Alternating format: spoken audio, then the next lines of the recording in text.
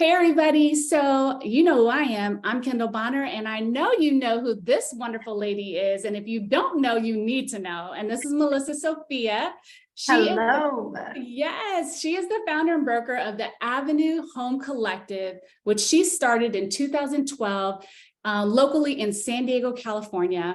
She is this fierce leader who, I would say is a queen of queens for sure. And, she's been an agent since 2002, which to me, I keep looking at her, I'm like, girl, were you 12 when you got in the business? I mean, seriously, right? I was crawling.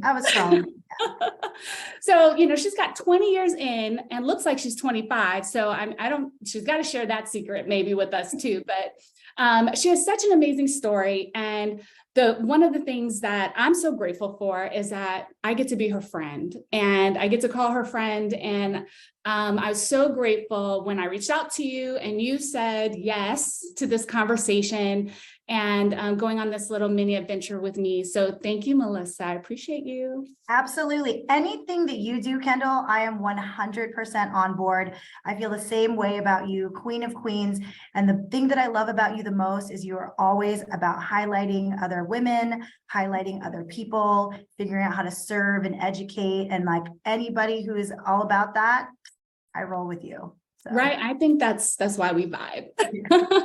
And I think that's one of the reasons why our listeners and our viewers are going to vibe too, because I think when you bring, one energy with another energy and they're both, have love for one another and positivity and really just this genuine respect, it's just, it's infectious. And I think people need to be a part of that with us. So. So true. Amen. Yes. So thank you again. So, the first question I want to talk to you about, really, I feel like I can relate to this and I would love to hear your story. You mentioned that this adventure into real estate started with your mom, that she inspired you and she was a part of your journey to getting to, where you are today, but also how you started. Can you share with our audience a little bit about that story and what that meant to you and how that's influenced you over the 20 years, really? Yeah, absolutely. It's really interesting because whenever people find out that I am a top producer now and, at the top of my game, they're like, oh, she got handed that from her mom. And, they can think that, but it was actually a very different reality. I started real estate when I was 18. I did work with my mom. She was a top producing agent. She was an immigrant from the Philippines, like dirt poor. I mean, she was, she used to work really hard through a lot of like racial inequality, a lot of racial bias, serious difficulties. She had a really thick accent and in a country she didn't understand. So I grew up helping her in real estate. I literally used to rollerblade flyers around my neighborhood. I was door knocking when I was like 7, searching the MLS when I was like 9. So, she definitely had me working alongside her and I got to watch what she did and how she worked. I was very lucky. She actually had me in real estate coaching. Like she had me at Mike Ferry seminars and one-on-one coaching when I was, no joke, 16 years old. I was in mastermind groups for other teenagers. And, when I turned 18, I was in college and she was like, okay, I'm going to hire somebody and they're going to make a lot of money. So are you going to do it? You want to do it on the side? I was like, okay, fine. I said, I'd never do real estate, but here I am. Right. And, I brought in what she had me learn in coaching to help elevate her business. We were a mother-daughter team. And in 3 years, we took her production, to the moon. I tripled her production when I joined her and we were at the top of our game. But, when I was 21, she called me on New Year's Eve. And this was a woman who was like, never asked for help, didn't need anything. She called me and told me like, I can't drive home from the gym. Can you come and pick me up? So I dropped everything and I ran to her. She couldn't even get in my car. She just moved over to her passenger seat and I hopped in the driver's seat. I looked at her and I was like, okay, there's something wrong. I'm taking you straight to the hospital. And, what happened is she was like, could barely talk, but she was like, I need to go home. There's a notary there. I need to sign loan docs for an investment property. I was like, absolutely not. Hospital it is. So I called my dad to let him know, where we were going. And in that moment, I looked over to my passenger seat and she was having a seizure. So I was just, going through red lights, like hitting my horn, like flashing my lights, just trying to get her to the emergency room as fast as possible. I just remember yelling, like, I love you, just hold on. I was just praying that she could hear me. But that was the last time I spoke to her. We arrived at the hospital. I realized I'd found out that she had a brain aneurysm that burst.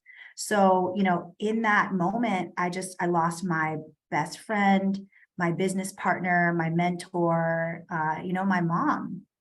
And my whole life changed. I had an 11-year-old brother to help raise. I had a buyer's agent and a transaction coordinator to answer to. I was 21. I didn't even know how to do my taxes on my own. And here I was going through probate court, trying to just figure out how I was going to survive. I was grieving, totally overwhelmed. And I really had no idea, like, how was I going to sell houses? My whole identity was kind of wrapped up in being like her little side business partner. Like I just did what, she led me to. And, that time was very difficult. I did not have confidence in myself. I did not have confidence in my abilities, and I didn't know how to show up because my professionalism was wrapped up in her identity. Right. So, it really took a lot to get through that. And I think that is kind of, as hard of a time as it was, it's what built me. And I just remember through that time, everybody was like, fake it till you make it. Yeah. I mean, I'm sure you've been told that. Yeah. Yeah. I've gotten a lot of unsolicited advice, and Yeah. a lot of people were just telling me kind of like how to dress and how to be taken seriously and how to be a professional. But really, like, the messaging that got through to me on that was that, who you are isn't good enough to be a top producer. So you got to pretend to be somebody else, And so I did well. Like I did okay. I spent 10 years selling 10 homes a year, 12 homes a year, cracking 6 figures at a young age, and that's fine. But eventually I got to a place where I was like, am I just going to sell 10 houses a year until I die? This is like Groundhog Day. Right. So, moving through that recession, 2008, that hit just a few years after, just having had the background on like conferences and masterminds and knowing what I needed to do, but like I could not reach like top producer numbers. I couldn't reach earth shattering numbers. I just really felt like maybe it wasn't for me. Maybe, had my mom not passed away, like we would have been big, but I wasn't meant to do it on my own. And so, I really had to like kind of work through that idea of like success with her and figure out how I could do that on my own. Yeah. Wow. That's so powerful. I thank you for sharing that story, because I know there's women that can relate. I can relate. I lost my mom, and she was a huge influence in my career, 1,000%. And moms are a thing, right? I mean, they're one of the most influential people in our lives a lot of times, whether for good or for bad. They play a major role in our existence. And speaking of, like how powerful, that mom influence is, like you've taken these experiences that you've had, you've recreated an identity for yourself, but not only that, like you've made space for other women to be moms and be professional and be business owners.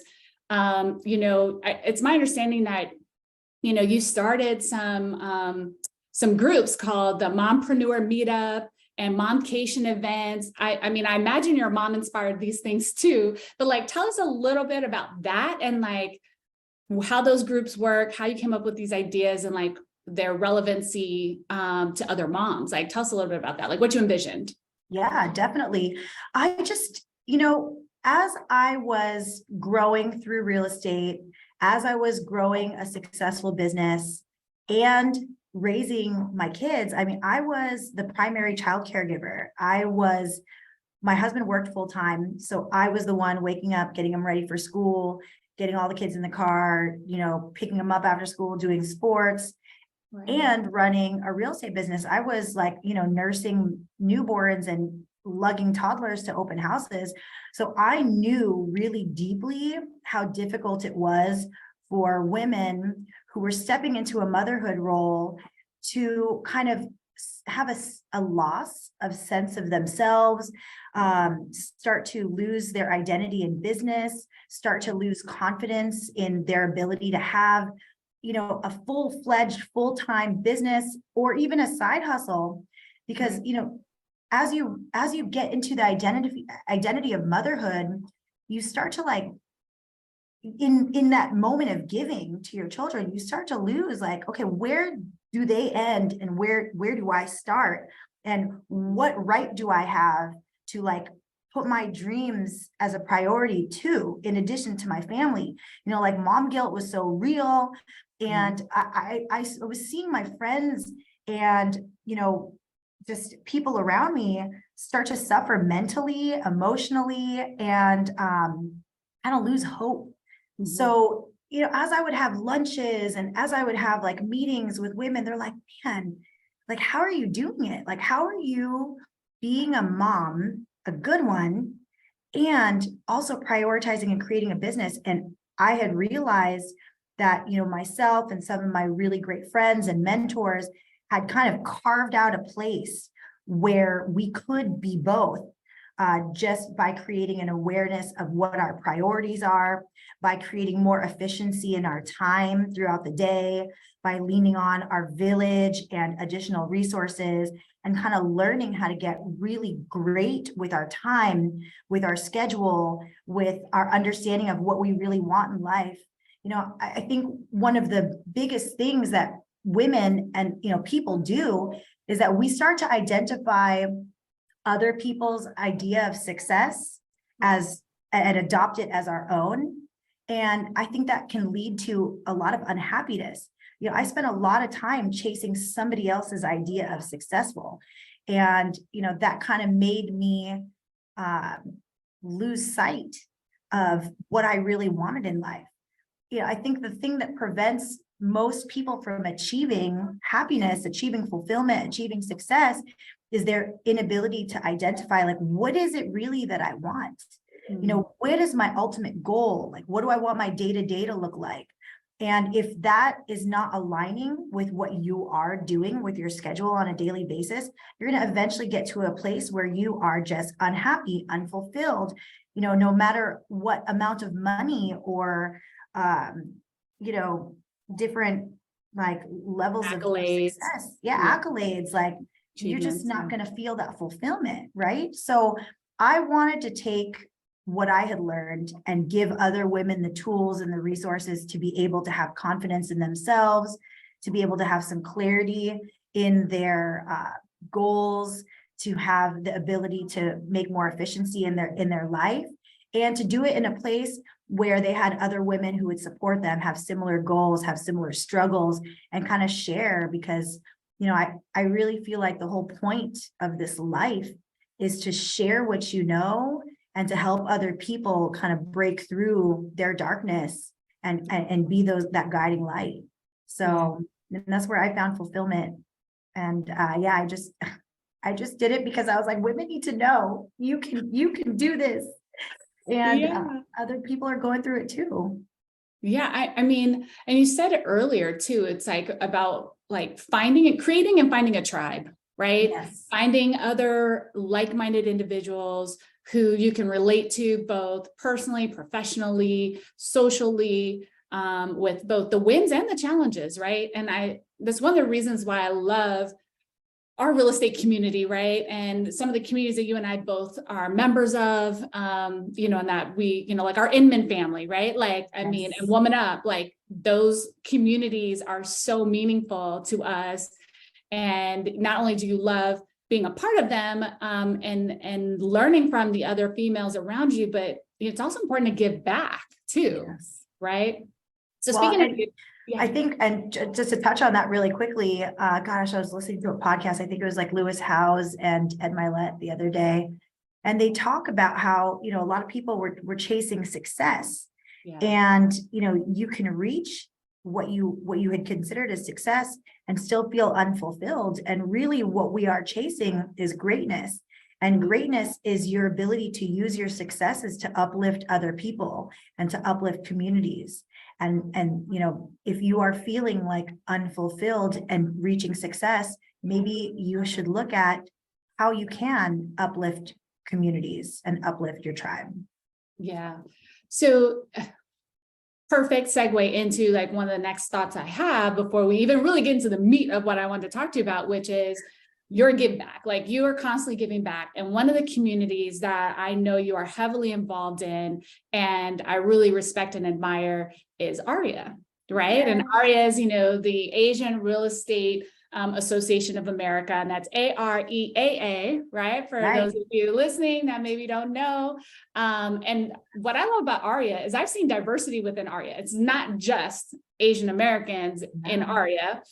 So I love that, first of all, because, you know, but it is also still about that community, which I feel like we should all be caring about the various communities that represent the United States of America, because we are America and our diversity. But tell us, like, you've been the president of AREAA in San Diego. I know you're involved in AREAA at the national level. Like, tell us a little bit about your involvement there, because somehow you do all of this while having 4 children and a husband and a business, you know, as a broker owner, and you still sell real estate too, right? Oh, I'm in active production, baby. We have 12 deals in escrow right now. Yes. See, queen. Well, I'll tell you, and I think that also leads to like your comment on like looking cute still at, you know, 40 years old. Here's the thing. I do all of these things, but I don't do anything that I don't love to do. Like I spend time participating in activities that support the things that I'm really passionate about, you know, the things that I really believe in, and being around people that like you, that I really like love and admire. And, you know, I think that's really important for being able to have energy to accomplish more things, you know, see what you do throughout the day and like how much you really love it, how much it really supports like your vision for your life and like what you align with being behind. And AREAA is a big thing for me. I mean, I actually didn't know. So to go back, when I was in college and my mom, you know, had convinced me to get my license, I actually had every intention of never doing real estate. I wanted to be a lawyer. I wanted to be an attorney. I wanted to be a DA. I wanted to go into politics because I wanted to change the world. You know, I wanted to make space for people that looked like me.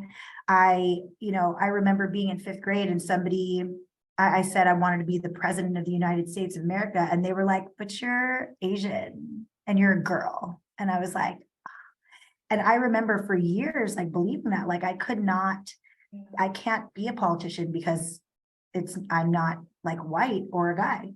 I really believed that for many years.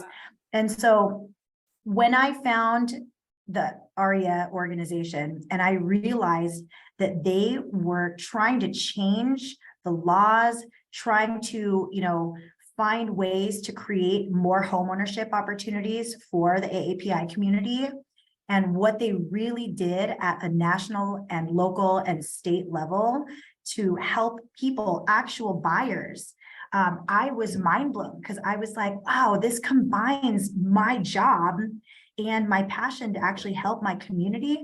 And not only that, like AREAA teams up with, you know, NAREP and VA rep, and, you know, we all team up to push diversity and fair housing, affordable housing in ways that you actually see play out in our laws, like the dream in California right now, you know, like ways to, right now, we're actually going to the Diversity and Fair Housing Summit in May to go and bring to Capitol Hill's attention that there are disparities in appraisal values in minority communities, and how that's affecting people's refinances, affecting their wealth building.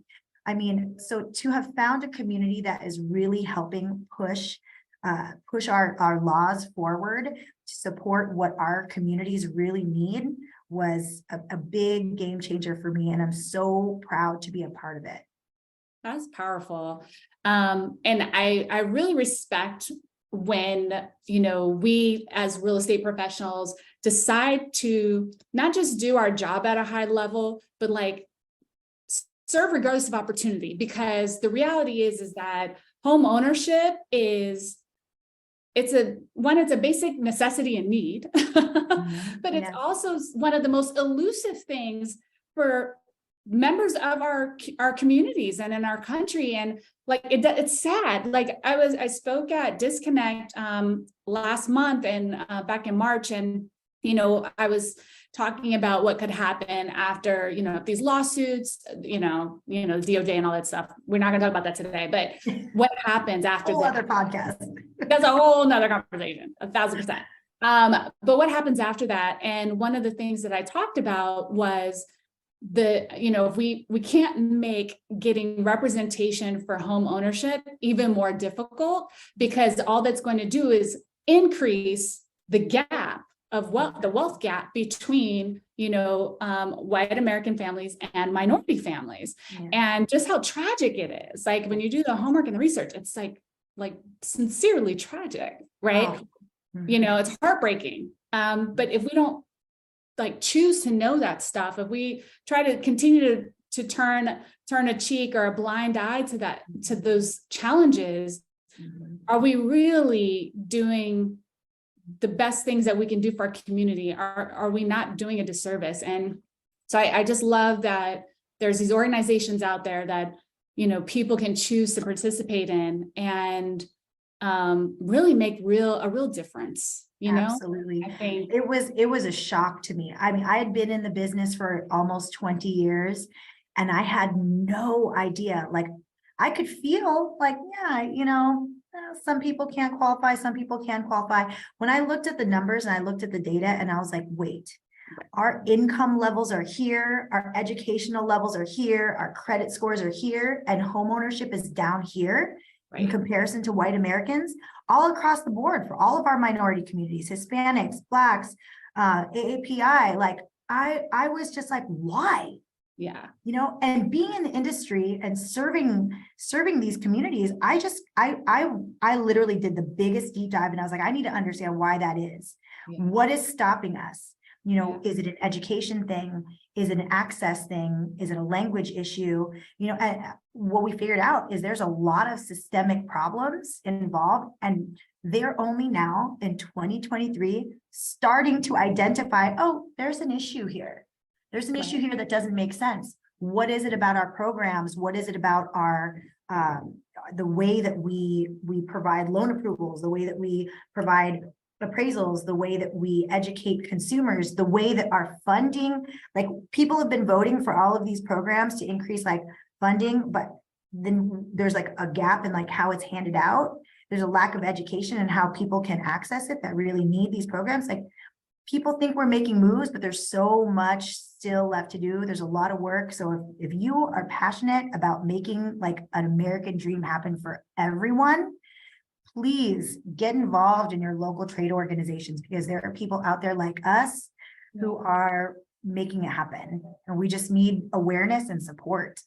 Yeah, I 1,000%. I definitely agree. And there's so many ways to get involved, and it doesn't have to be something where you feel overly committed or it needs to be a time issue. Sometimes it can just be small things that you do that just show that you care. It doesn't, like, for one thing, like finally implicit bias just became a requirement to get your real estate license renewal. A lot of people don't even know that. So we're hosting like an implicit bias course so people can, go and get their hours done towards their real estate license renewal. I mean, there's just little things that you can do to understand that there is an issue and to try to be able to identify when bias is happening within a transaction so that you can report it, so that we can start to have an understanding of like what's really happening in transactions. Like, we just need even just filling out like even just filling out like the questionnaires that the FHFA are handing out, like, hey, what's happening in your real estate transactions? Have you seen this kind of bias happen in transactions? There's so much that you can do, even if you don't have like time to dedicate to being part of the organization at large. Like, just at least the awareness and being able to share your experiences in real estate is such a big help. So valuable. Yeah, absolutely. Awareness is the start. Awareness is just the beginning. I'm like, get started. In my speech last year, I was like, okay, awareness and education is great. Let's take action. Like, let's be involved. But I love that you talked about, serving without any intent of like seeing it come back to you as a financial return, because that is one of the most important things, like having like the growth mindset to know that you can serve without expecting like dollar bills back in your pocket. And knowing that you are improving like the world for our kids, for our future, for other people. Yeah, it's about being a good human. It's actually serve regardless of opportunity is one of our core values for our team. And so it's something I talk about all the time to our team every week. And I believe in it. And I think, again, like attracts like. So, I think that's one of the reasons I'm attracted to you and your personality and your energy, because I can feel that from you, that serve. I believe all good leaders are servants. We serve our community, we serve the people around us, we serve our families.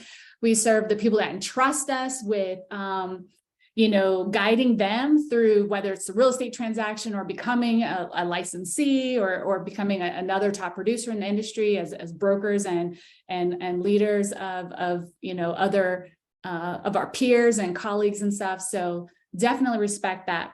Now, I kind of want to switch gears a little bit, because you have a talent, or should I say a superpower?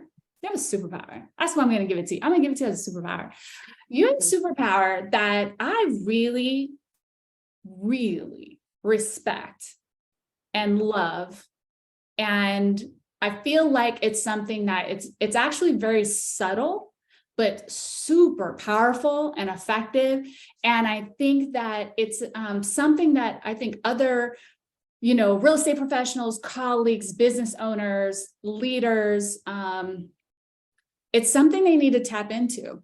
And how I would describe it is, one, you are, and I'll say it here on camera, is you are a freaking savage, boo, like in the best freaking way. Meaning you are, and why I say that is because you're authentically you at all times. Like every time I whether I'm watching you online or I'm with you in person, you are always you. You bring the same energy. You are, like I said, a mother of four. You are this amazing business leader. You hype up your people. Like you believe in having a good time. You do all these and you do it also seamlessly.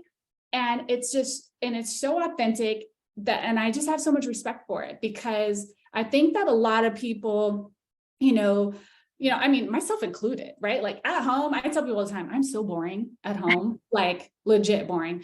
And I believe that. I'm so boring. I don't want to do anything. And then, I show up to work and I've got to bring energy. And then of course, I have this online presence, this digital presence that for me, in my mind, has to be professional and fit into this box of what I think people expect of me. It's not me, it's me, but it's a piece of me that's like, I guess that's it. It's a piece of me. And so, and I have a tendency not to show like the boring stuff, or, I don't talk about my kids a lot, even though they're like my greatest joy. I jokingly say, Bill and I have two really great kids in spite of us, because I, like you, was a working mom who worked like 24/7, kind of thing. And I jokingly say my kids raised themselves. They didn't, but they did. If I'm being honest. My 4-year-old puts a waffle in the toaster every morning for herself. So I feel you. Yeah. And I was like, I'm just raising independent children. That was like my thing, I would say. But, you're so authentic. And I think that's a superpower, because it's not easy to do. It's not easy to be vulnerable that way. It's not easy to, bring the energy, that that is kind of needed for certain things. Like, it's not easy. but yet you do it and you do it seamlessly. Like, talk to us about that. Like, where does that strength come from? Yeah. And So, like, tell yeah. us. Well, I'll say like a little bit of what I went through. I was talking about how I was going through Groundhog Day and just kind of like, okay, am I going to sell 10 houses every single year until I die? I realized after 2008, as my business started to rebuild, and I kind of grew into realizing that opportunity to rebuild my career in that moment, I just had an F it moment. I was like, F this. If I'm going to only sell 10 houses a year, I'm just at least going to do it unapologetically me. And I literally made myself a goal of like, I just want to be able to sell this many houses and have rainbow colored hair. And that became my goal, which I will do. I'm just kind of afraid to damage it. But yeah, so that was kind of my F it moment. I was like, you know what, whatever, at least let me be me, because I got sick and tired of trying to be super professional, about trying to be so grown up, because I started in this business at 18. I felt like I was living life as one Mel outside in the world, and then as another Mel in real estate. And it was exhausting. Like, it's so tiring when you're like, okay, I got to put on my different hat. Like, I don't like that idea of like putting on different hats. Like, why don't I just wear my same hat in every single aspect of my life? Because it felt freer, it felt easier, it felt lighter. So I just started to open up my life for people to see on social media, in business, like the way I spoke, the way I carried myself, because, we're all a brand, even if you don't realize or align with like that you have branding. You could be just branding yourself as somebody who doesn't do branding. Like, Right. we're a brand, and people need to like get behind you as a person. And, where we came from in this world, like this corporate like world in the 80s and 90s. And as people started to appreciate small businesses and like wanting to see people as more of a human instead of like a picture of perfection or a picture of professionalism, I realized that, it was okay to start showing up in my social and in my life and exposing myself as like, hey, yeah, I'm chasing a toddler. I'm making dinner. I'm also writing an offer on the kitchen counter while I'm doing that. I'm going to breakfast with school moms. I'm going to raves at night, and they're biking on the weekends. Like, all of these things that people are afraid to show are the things that make them a human. And I think what we don't realize is like, as realtors, so much we're trying to get people to know, like, and trust us, right? But when you're not showing up authentically as yourself, you make it harder for people to know, like, and trust you right off the bat. So then you are like going on this uphill battle, trying to like fight that underlying feeling of disconnect in that first moment where you're meeting with somebody. Then you have to build up rapport. You're also at the same time kind of confusing your sphere of influence. So like that fake it till you make it stuff, it really hurts you more than helps you. And when I decided to just kind of trash all that and just be me, showing my vulnerabilities, showing my real life, showing my priorities outside of real estate, it really brought people closer to me. Like, it made clients show up in my text threads, my DM conversations. It was really interesting because doing things like posting us on the weekend with like 1,000 of unpaired socks on our bedroom floor, like me and all my kids, like, okay, we're pairing socks today, guys, because I don't know where the hell all the pairs for all these socks are. These are the things that would like make these conversations happen. And it was way better than, me posting like a listing picture with a power pose headshot in the corner or a market update. Like, being a realtor that is a human built trust, and it made it easier for people to like me and know me and want to work with me. And that's when real estate really began to feel magical for me. Right. Exposing my truest self really helped explode my business, and it brought me like agents into my brokerage that I align with. It brought me clients that I love to work with. And, now I can like go about my day and really enjoy it. So, Right. yeah. Well, what I love about that too is like you've made it the focus is on Mel, the human, and not, Melissa Sophia, the realtor, Melissa Right. Sophia, the broker. Like it's like, no, or Melissa Sophia, the mom, like it's like, no, I'm Mel, and this is who I am. And I want to connect with people that are like-minded, who can get me, and you can experience me before ever Exactly. knowing me. It's something my coach John Chepp talks about all the time. Like you've got to allow people to experience working with you before they ever work with you. And that's like one of the fastest ways to like build that connection and that relationship, authentically with them, is like, let them know what it's like to work with you before they ever do. Exactly. And it's like highly attractive. So yes. That's exactly it. It's about, so it's so nice to show up authentically, because then you're not like playing this part of who I think you want me to be so that I can win you over. It's not like that. Then it's just like people coming to you because they like can get behind what you're about. They can see, they can appreciate the things that you represent. And, people want to, that's why we buy certain brands, right? That's why we, participate in certain activities, because they're like, okay, that brand supports the environment and I'm all about the environment. So I'm going to buy that brand. Same thing with real estate agents. They're like, okay, this is a person who serves and supports the API community. This is a person who always puts her clients first. Like, they're like, I can get behind that, because in reality, so many agents, we all know, like we all do the same thing. We take professional pictures, we take professional video, we post it on MLS, we negotiate offers.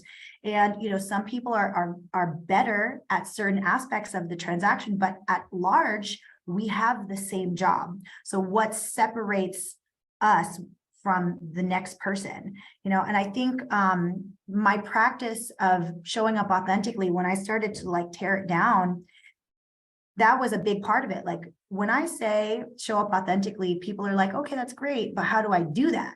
Well, the number one thing you need to do is to define your ethos. Like, what is the code of conduct that you live by? What is your kind of philosophy? What can people get behind when they hire you? And then, the second thing is then figuring out like what makes you unique. What completely separates you from everybody else, and then kind of weaving your uniqueness and your ethos through all of your marketing, all of your branding, whether I'm talking about like an event I'm hosting, whether I'm talking about how I'm going to negotiate an offer on a transaction, whether I'm talking about like just who I am as an agent. All of that is weaved through who I am. We are the Avenue Home Collective is a group of client-focused, community-centric agents who care. And so like whenever we're talking about anything, that is the lens that we see the world through. And that's like how we kind of show up in the world. So I think people like learning to understand that and starting to come from a place that's really at the heart of who they are and expose their marketing through that is really important. Yeah. Girl, queen, you are amazing. Thank you. I feel the same way. I love you. I appreciate you so much. I hate that we're on opposite sides of the country. I know. We should be doing lunch again. I'm just gonna like FaceTime you when I'm having lunch, and then Right. just Yes. have lunch together. Yeah. Or a glass of wine or a cup of coffee, something. Amen. Yes. Let's do that. But, where can other people find you? Like, where can they follow you online? If they want to send you a referral or do business with you, where can people find you? Yes. Well, if you follow me on Instagram, you'll see a lot of fun things. So you can find me at Mel Knows on Instagram. That's MELKNOWS. And please just connect with me on there. You can also like literally email me anytime. I'm melissa@theavenuehc.com. We serve Southern California, and for all people across the country who are chasing some sunshine, or they're they're military and they're getting stationed here. Like one of the things that we really do is serve all of our clients as if they are our family. Like I really truly believe that we've built, a lot of people say culture, and it's like it's such a buzzword right now, but we really have such a culture of like inclusive prosperity here. And, we watch out for our clients as if we're treating the same way that we would treat our own money. So, I'm happy to help whoever you guys have. And I would love to connect with more of you. If you see us, you'll find me at Inman with Kendall, Inman, New York, Inman, Las Vegas, usually MC or speak at, the car, at the car expo. And then I'll be at Woman Up. Are you going to come to Woman Up? It's in June. I can't because I'll be in Europe. Oh, well. Yes. Okay. Yeah. So, not a bad place to be. Yeah, I unfortunately am going to be out of country at that time, but I wish I was. I didn't know about it and I wish I was going. I will make it to one of these next events for sure. But speaking of events, I want to do something with this show, which is called the What's Next questions. So I have 3 What's Next questions for you. So the first one is, what's your next event? Where will you be that is the must attend event that you recommend people be at? Oh, so I'll be at Woman Up in June here in San Diego. It's in my hometown. So please come. Awesome. Yeah, it's gonna be so fun. If you guys are not aware of Woman Up is a car organization that is seeking to create and support women leaders in the real estate industry. So gosh, I don't know what the stats are today, but it's something like over 60% of real estate agents are women. And we have somewhere around 20+% in leadership. Yeah. Like managers, brokers. I know, it's crazy. So we are the face of real estate, women.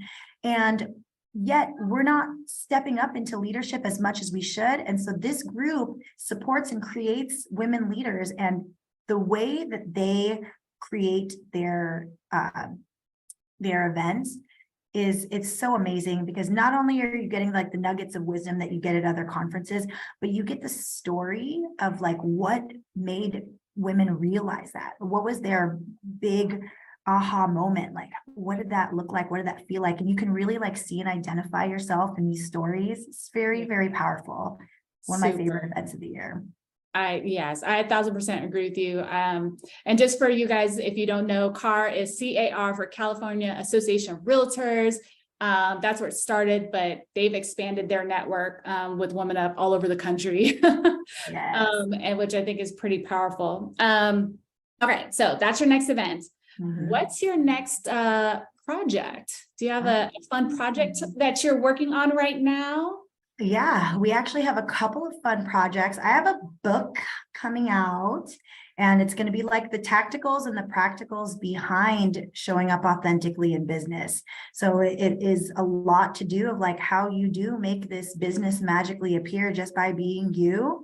And so I will have that coming out. You'll be one of the first, you'll get a first copy, you'll get a manuscript before it's even a book.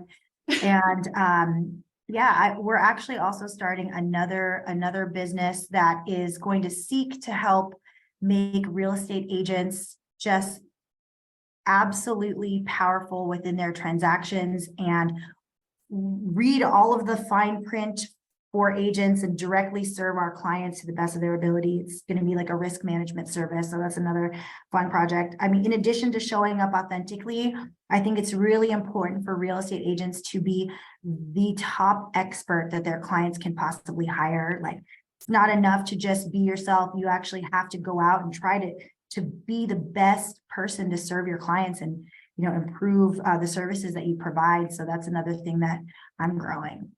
I 1000% agree. I'm constantly coaching our agents. Another core value is learn, master, grow. Like, be the best. Exactly. Be the best. Let's do that, right? So my last and final question is, what's your next trip that's just purely personal for you, your family, personally? Like, well, where are you going? Oh my God, I'm really excited because on this Friday, a few days from now, I'm going on a Disney cruise with my family. We're going to go to Cabo, and I'm just going to lay in the sun and have like no service. so I can really enjoy my kids and kind of take that like magic little bit of time. My kids are 5 to 12 years old. So, I really want to enjoy this time with them and just get some sunshine. Oh, that is going to be so much fun. I did a Disney cruise once with my littles. It was probably one of the most expensive vacations I did, but it honestly was really, really great because the kids, I actually kind of got to vacation because they were entertained. Like it was great. I was like, oh yes, they're happy. I'm happy. Everybody's happy. And we're together. It's perfect. Exactly. Yeah. Tinkerbell's cutting their pancakes and like, they don't even want to hang out with me. They want to go in the like Oceaneers Club. I'm all about it. I'm excited. That is so good. Well, thank you so much for your time today. You are so lovely. You're such an amazing human. And I'm so honored to be able to showcase that about you by and being able to interview you and let you share your story. It's a beautiful, beautiful, inspiring story. And thank you for being here with me today. I appreciate you. Yeah, it's my pleasure. And, if I could leave like your audience with one thing, I would just say, when you show up authentically as yourself, you give people the ability to know that anything is possible. So, let yourself and let your authentic story be the catalyst for someone else to achieve really great things. So, Yeah, absolutely. Thank you for having me. Well, thank you. Now, I know you have an office full of agents, all having a good time and having to quiet down for us to chat. So tell them, all right, we're free. Sounds good. Will do. And go have fun. Thank Bye. you.